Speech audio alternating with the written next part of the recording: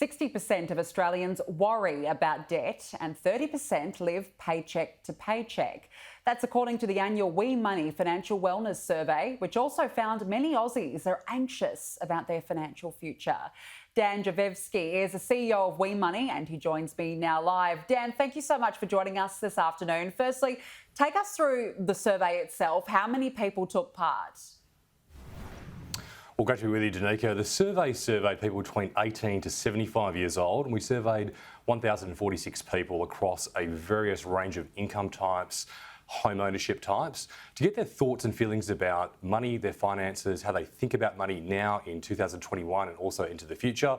And these topics really delved into things like the amount they think about debt, things like buy now, pay later usage, and also things like the emergence of cryptocurrencies and digital assets as a growing phenomena. And finally, we ended the survey with their thoughts and feelings about Christmas and how much money they were going to spend in the next couple of weeks. The findings were quite fascinating. More than half of Australians worry about debt. What are the contributing factors here? Well, the contributing factors, I mean, for putting yourself in the shoes of somebody who may have debt, may have a lot of financial debt products, it's almost akin to like going to the doctor's surgery and waiting a biopsy result. It can worry a lot of people, particularly when they have a lot of debts. And so the survey found that over 60% of people that had debt worry about debt very frequently.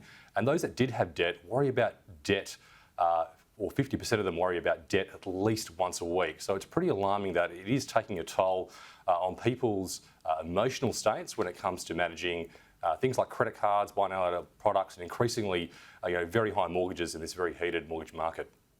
Yeah, and 30% of those surveyed said that they're living paycheck to paycheck. Is that risky?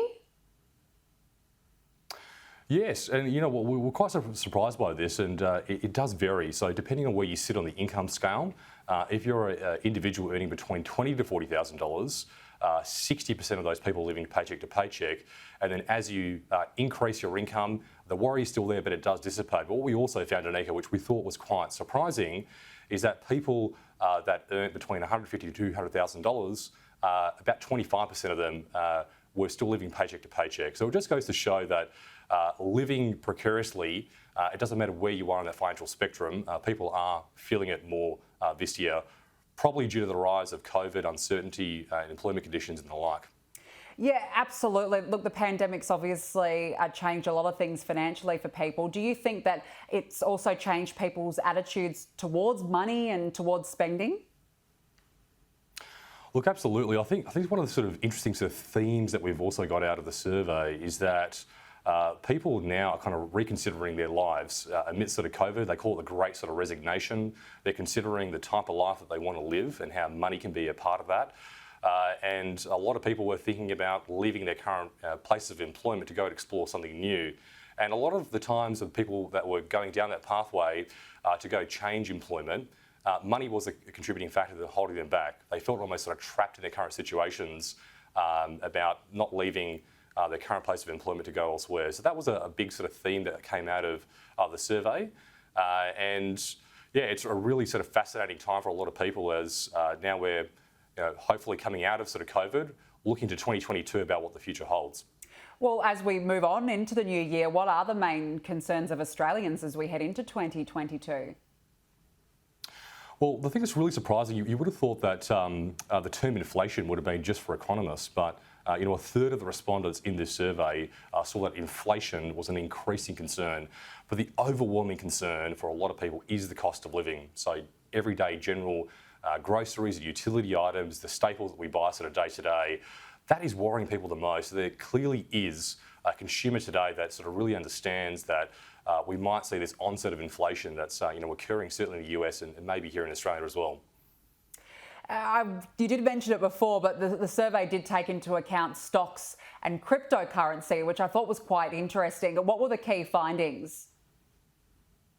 Well, what was really surprising is that when we sort of thought about traditional stocks compared to cryptocurrencies, cryptocurrencies and NFTs were purchased by about 50% of the respondents, beating out stocks, which was about 40%. So the rising popularity was very much concentrated in the Gen Z and millennial cohort, so those between age 18 to 38 years old.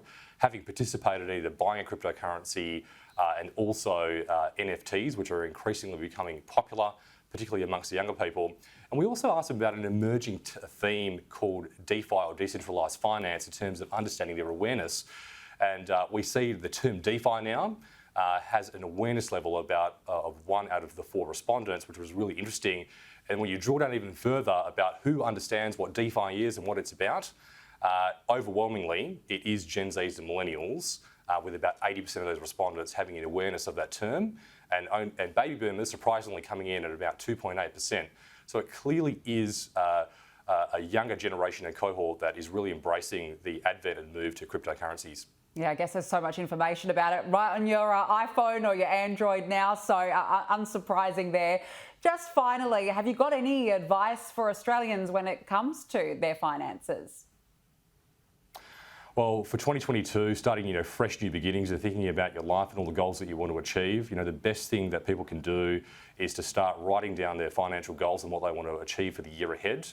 Starting and planning a budget. For those who've never even heard of a budget or know where to start, there are plenty of free Goodline resources. The government's Money Smart website is a phenomenal, rich resource now that can help people uncover where they're at the moment in their financial life and how they can set themselves up for a very prosperous 2022.